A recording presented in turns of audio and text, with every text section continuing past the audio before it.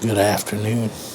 This is Jack Rickard on the about the 20th of June with the EVTV. We haven't had a video in some time. I'm here in another sea of Model 3 battery units. They're not the ones you saw last video. Those have long since shipped, and we've been through 5 or 6 others since then. The sale of Model 3 batteries somewhat exceeding expectations, but our confidence in our controller is growing too. And I think a lot of people are wanting to do off-grid projects, and this is the handiest battery available, the biggest bang for the buck. And just frankly, I've been doing batteries a long time, and Tesla Motors makes the best batteries in the world, and it's by a lot. So we've been focused almost exclusively on them and continue to do so. The inverter from last time, I managed to blow most of ours up, and Colin did a little bit better, but he's designing a filter and some other things, changing the frequency we're operating at. I'm going to let him kind of lead on that before I hook up more expensive components. But the battery thing is going gangbusters. Frankly, we can't quite keep up. We had a group of 5 people in here today that flew from Pennsylvania just to see their batteries before we ship them. So we're playing around with the batteries, the controllers, power supplies to charge the batteries, and of course inverters. Good work if you can get it. We're having a ball. I'm actually not here to talk to you about our work with Tesla batteries, but about Tesla Battery Day. And I had a bit of an epiphany this morning and laughed out loud that I hadn't thought of this before. That's absolutely what's going on with Battery Day. There have been hundreds of videos about Battery Day, some of them comical, some of them sincere but errant, and some of them are pretty good. But it begs the question, Elon Musk delighted Tesla fanboys such as me with a autonomous driving day, where he did a deep dive into what they were doing in autonomous driving. I remain a skeptic in that area, but if anybody could do it, he could, and it's not my job to piss on others' dreams. I'd love him to succeed. Having looked inside software and had Microsoft Word crash the other day, and I lost a bunch of work. This program's been out there for 28 years, and it still didn't work. I'm not hopeful. But the Investor Day had a lot of information and was extremely well received by analysts and by Tesla fanboys. So we did all in unison get quite breathy about Tesla Battery Day, Battery Investor Day. And nearly a year ago, Elon Musk started talking about it, and it was kind of hard scheduled for March. And March came and went, and everybody thought April. But he came out and announced it would be in May, and May came and went, and no Battery Day. And then June came and went. Well, we're at the 20th of June. We still don't have a battery day. And Musk said it would definitely be sometime in June. So we're kind of fixed in space. Everybody waiting for battery day. Let's talk a little bit about the reality of the battery improvements. Musk said several years ago he was shooting for a 30% improvement in energy density. Now, there's been no big breakthrough, but there's been a lot of incremental improvements. Battery manufacture is a series of minor optimizations that cumulatively can improve a battery quite a bit. And then there were some special targets of opportunity. One of them was the acquisition of Maxwell technology. And that sort of changes the whole optimization function, because suddenly you have new variables. How much polymer to include in the cathode mixture, what polymer size, what cathode material size, how much carbon do you need with this new fixative to provide conductivity. A whole lot of things. And then there's the anode side, which has been for some time a mixture of graphite and silicon. And how does that interact with the SCI layer?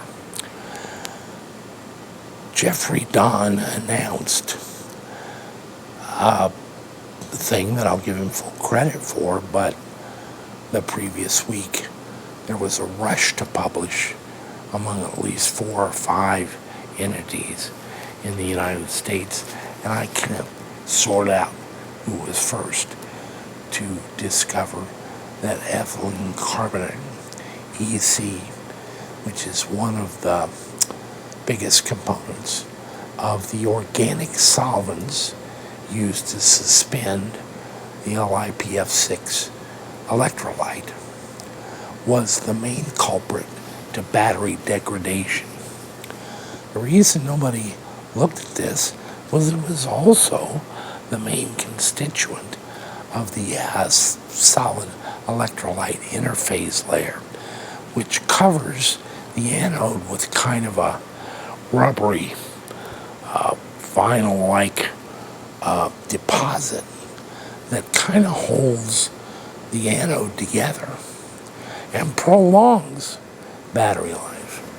So who would have thought that it was the main constituent in degrading battery life? But it turns out it was. Cattle is trying to ride the wave of promotion over Tesla's million-mile battery. Cattle makes a lithium iron phosphate battery that already had 3 or 4 times the life of an NCA battery. All they had to do was remove the EC, still get the battery to work, and they got a million-mile battery too. But it hadn't got anything to do with Tesla, other than Tesla is buying their batteries. Jeffrey Don, conversely, has worked on not a new chemistry, but a new electrolyte chemistry that uses 2 completely different organic solvents and does not use EC. But it also has some exotic features, like a much larger cathode crystal size, and a few other tweaks that optimize the battery. The bottom line is the concept of a battery that will do 3 or 4 times the life of Tesla's current battery, and a 30% improvement in energy density, which means basically a 400-mile Model 3, is in the bag. Elon Musk is interested in all that, but his problem that's been keeping him awake nights is, what if people continue to buy the Model 3 and then start buying a bunch of Model Ys too? And then we got to make the semi-truck, which takes enough batteries to make 4 or 5 Model Ys. So basically what he knows, and you don't know, is that he needs a terawatt of batteries right now. Terawatt hour. Now, when he announced the first gigafactory, he was putting a stick in the sand, saying the preposterous thing that by the time it was in full production, it would produce 50 gigawatt hours of batteries per year.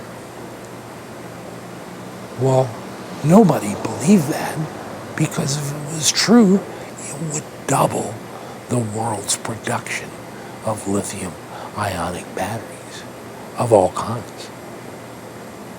It would double the production of lithium batteries of all kinds. You know what? He kind of did it. I don't think they're quite at 50 gigawatt hours as publicly proclaimed, but they may be. And therein lies the tale. So the battery thing is very interesting to Elon Musk, to all the Tesla fanboys, and all stock analysts everywhere. It will show how far ahead Tesla is, ahead of everybody else in battery technology. That's cool, but it's a little problematic.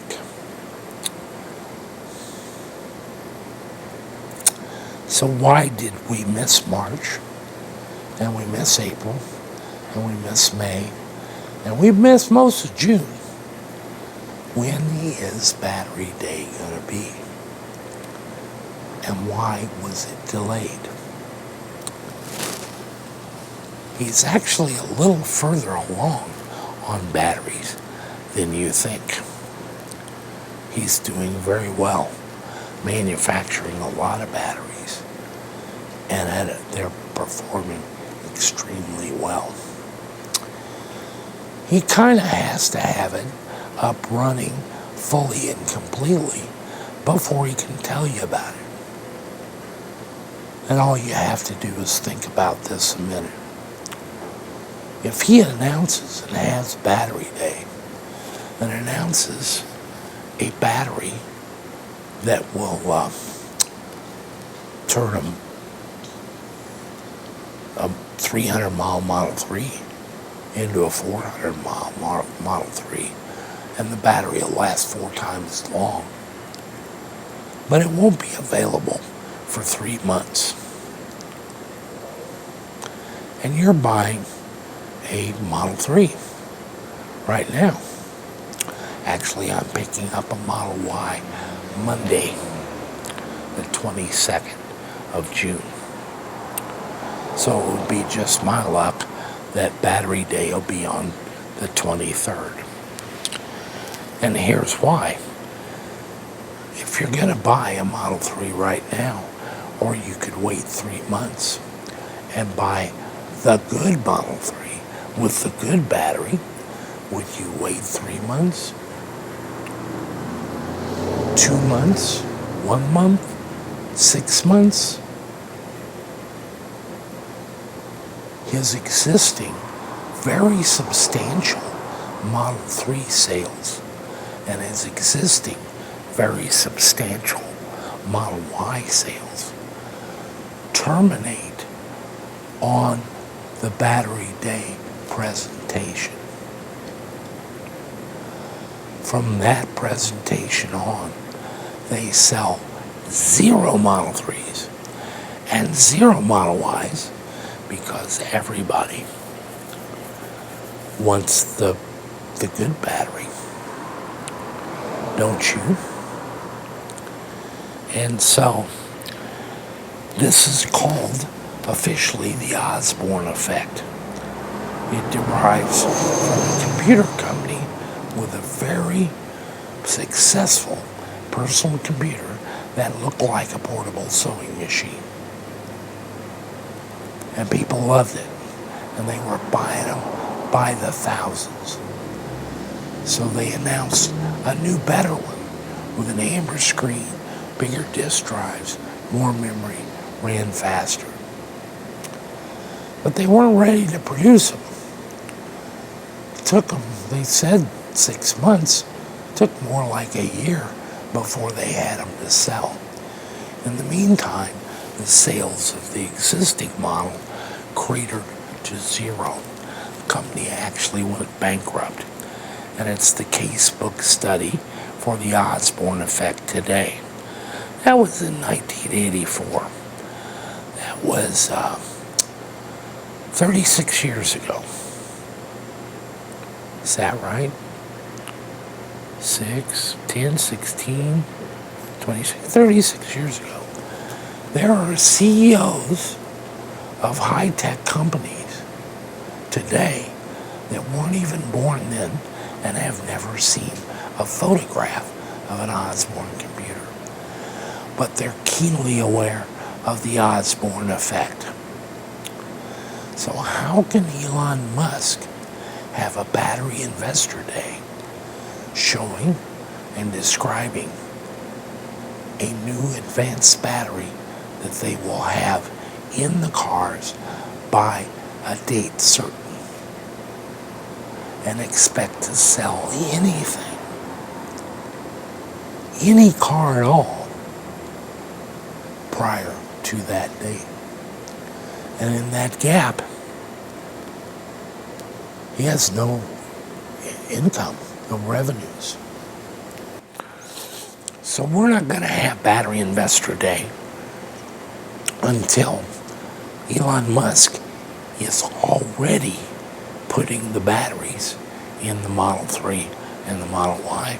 And part of Battery Investor Day is going to be culminated by a surprise announcement that they've already been putting these batteries in for the last month. And everybody that saw it has the battery, bought a car in the last month, already has the battery, and it'll be the increased range and so forth will be turned on by software update this coming weekend. That's the only way he can introduce a new battery that's imminent at all, like within the next year, without totally killing the sales of his current cars. I mean, look at yourself. You got an order in, you're going to get a delivery date for next week. Or you can wait a month and get the same car at the same price. Actually, it doesn't matter if it's a bigger price. Nobody will care. In 30 days, you get the good battery. And without the 30 days, you get the stupid battery. The old battery. Which are great, but you don't care. You want the latest and greatest. So whether that delay is 30 days, 60 days, 90 days, it actually doesn't matter. You're going to cancel your order and wait for the good one. There's only one guy in the entire United States, knowing this, would still go pick up his Model Y on Monday. This guy. But I'm not like you. And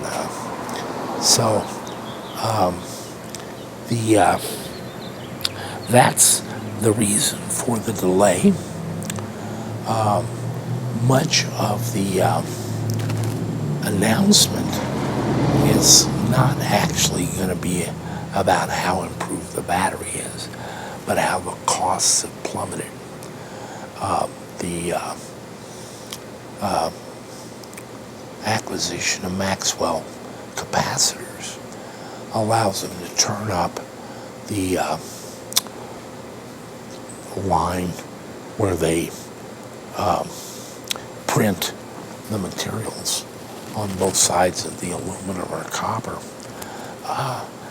as much as 6 or 8 times, because they don't have the drying ovens. I've heard it say very highly toxic. They're not highly toxic. They're toxic like paint thinner is toxic. It's kind of the same thing. It's a valuable solvent that the EPA classifies as toxic, but you use around the house all the time, lacquer thinner or that acetone, that kind of toxic.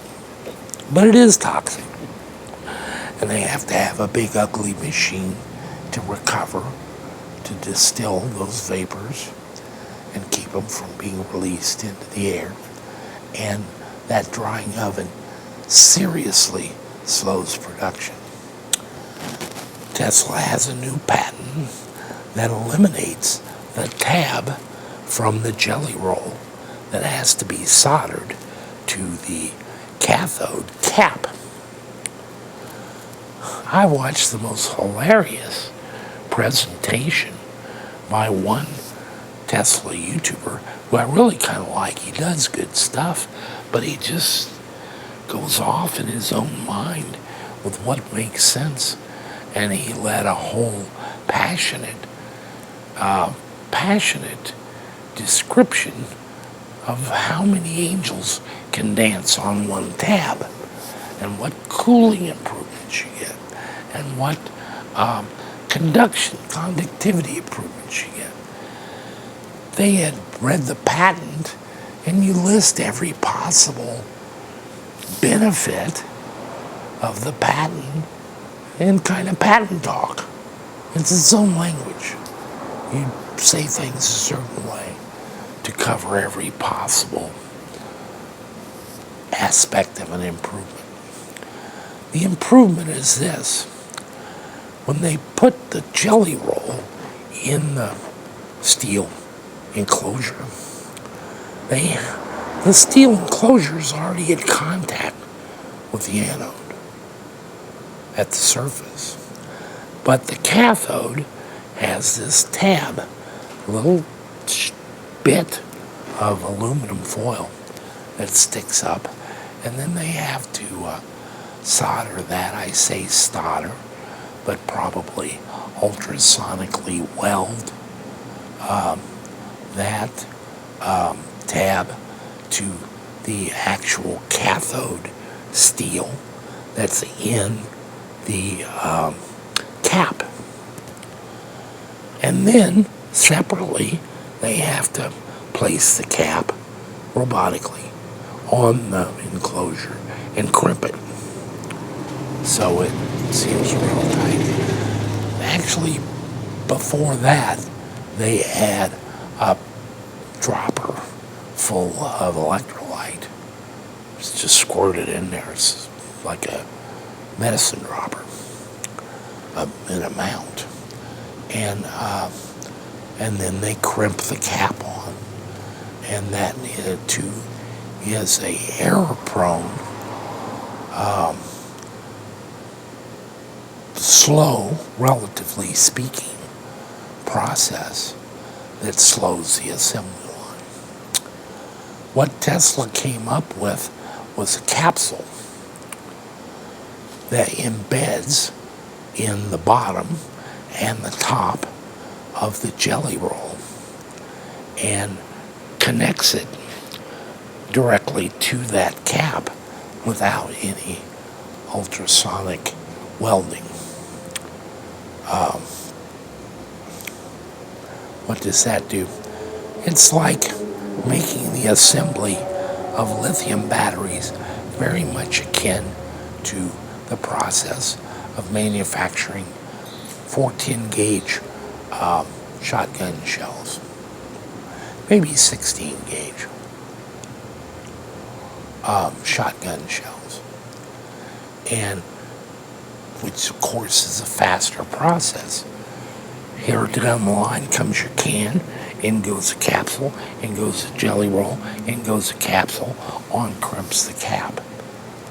I always forget about that solvent, don't I? So in goes the capsule, in goes the jelly roll, in goes a dropper of electrolyte, in goes the top button or cap, and pellet, and then on goes the cap that's crimped. And it makes manufacturing so much faster. So when you're trying to decrease the cost of the battery, there's really a zone beyond which you may not go. And that's the cost of the nickel and the graphite. I know you all think the big deal in battery production is lithium and cobalt. I can tell it to you over and over, and I can tell it to you in many ways. It isn't. It isn't a factor at all. The cost of the materials in the battery, and in fact the battery, Elon Musk himself said, should be called the nickel graphite battery. That's what it is. The rest of it is seasoning. Like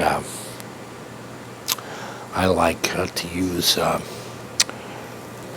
this 5-pepper spice from India called what's it called? Seasoning salt? Curry. Curry. I put curry on frosted flakes. Put curry on everything. It's white pepper, coriander, cumin, a mixture of basically peppers. And I love it. But I don't put very much on anything. It's just a flavor enhancer, a spice. And that's what, all you're worried about, that's what it is. It's nickel and graphite. But there's a long way to go to get the cost of making batteries down to nickel and graphite. And it's almost all the assembly process. And I think Tesla has made some enormous strides in speeding up that process. Now, at the same time, understand, he needs a terawatt hour of batteries. There's no problem with the relationship between Tesla and Panasonic. There never was about batteries. A little tweak about Rochester, New York, but solar panels. But the batteries, there's never been a conflict. They just signed a 2-year renewal of their supply contract with Panasonic for Nevada. They've also done new contracts with Cattle and LG Chem and begins with an S. It'll come to mind sometime tomorrow. Samsung, yeah. And so they're buying batteries from everybody that will obligate to deliver. But a big part of their production in the future, certainly for the cars, is going to be their own assembly lines, which they already have, I believe, in operation in Fremont, and soon, or maybe now, in Sparks, Nevada. And the reason he keeps putting off Battery Day is he actually needs to be manufacturing cars with the batteries before he tells you about it or you'll all quit buying his cars until he can do it. Unless he can have a battery day where he says, within 5 years we'll have this. No. That's not what this is about.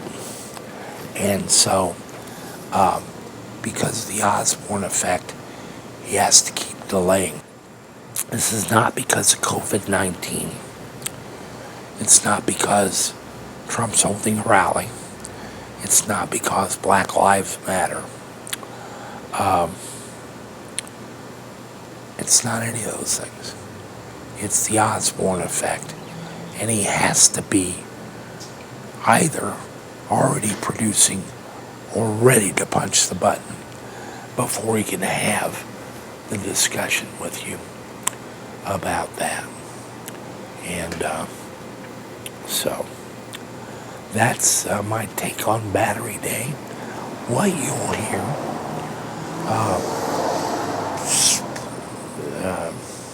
solid state batteries, sure, he can talk about that. Maria Barra's work with John Goodenough. There's all kinds of blue sky out there that's off in the future, and Tesla will be a part of it. Understand, they're not just the largest producer of batteries in the world, they're the largest consumer of batteries in the world. And nobody is going to introduce any improvement to lithium batteries. They're not ever going to announce it before they show it to Tesla first. It's just the way markets and business work. They will get the pick of the crop of any battery technology sufficiently mature to be demonstrated rather than talked about with a PowerPoint presentation. And there will be plenty of people with PowerPoint presentations very disappointed to not get in to talk to them anyway. So that's my take on the Battery Day, what it will encompass, and when it will occur. And that is, and it could happen this week. He has said June, but he missed March, April, and May consecutively. And he made everybody doing YouTube videos touting those dates look stupid in doing so. So I think there must have been a good reason. And I believe I figured out what the reason was. On a personal note, you might notice that I still have not recovered from my mystery laryngitis. Turns out to be an interesting point. The left side of my vocal cords are paralyzed, and the right side are completely free. That's because, for some reason, we are designed with a recurring laryngeal nerve down both sides that goes from our brain to our lower chest and back to our vocal cords. Probably so we can speak from the heart or sing from the heart. I had a bad case of pancreatitis, and in the process they discovered a 4.7 centimeter inoperable tumor in my left lung. And there's not much to be done about it. So I'm kind of terminal with lung cancer.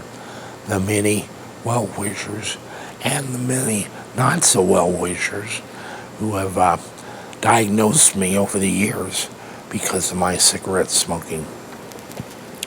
You can all take delight in that you were correct, and I am probably at this point dying of lung cancer.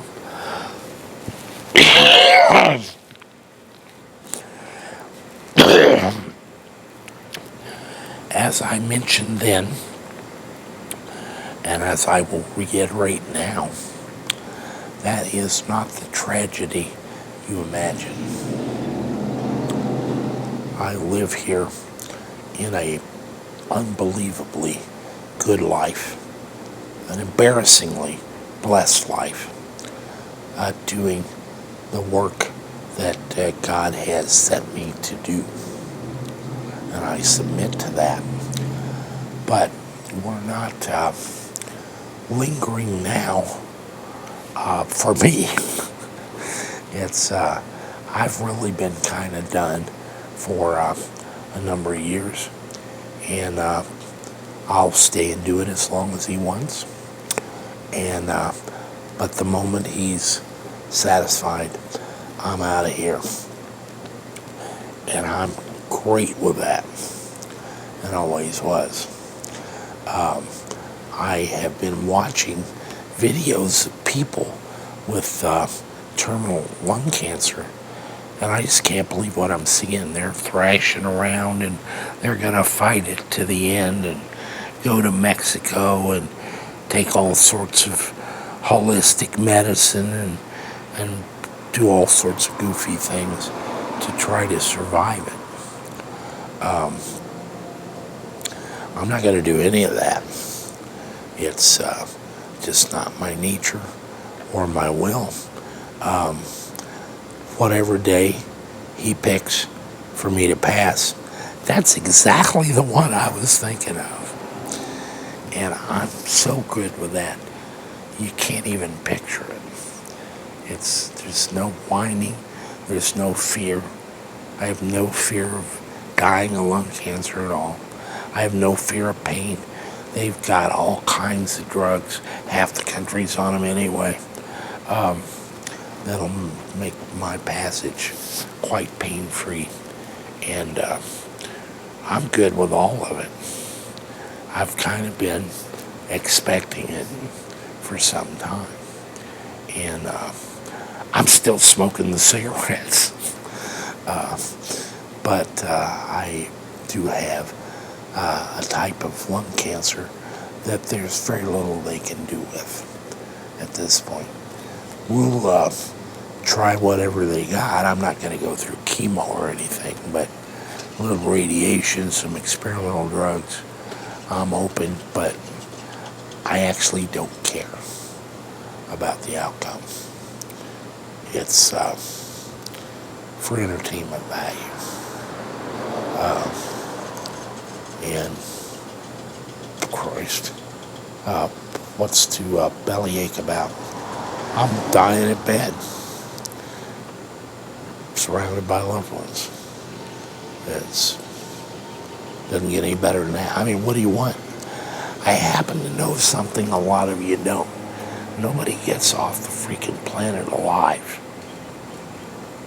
And if you want to be 90 or 100, great, except everybody you grew up with and all your kids are dead. You're alone in the world, taken care of by people your great-grandkids' age. You hugged all your kids. You hugged all your grandkids. You hugged all your great-grandkids. Then you're hugging your great-great-grandkids, and you're kind of like, where in the hell did all these kids come from? I don't even like kids. So, I don't want any part of that. Most of my friends are still alive. We've lost a few. But most of the people I grew up with are still alive. And I'm relevant. But at 90 or even 80, you're kind of not. And so, being old is not for sissies, and I'm a little bit squeamish. I wouldn't say girlish, but squeamish. I don't want any part of that. I never did. So it's all good with the world. It's all good with Jack Rickard. And it's all good with EVTV. Stay with us. Might squeeze a few more shows out of me on the right side of my vocal box. Vocal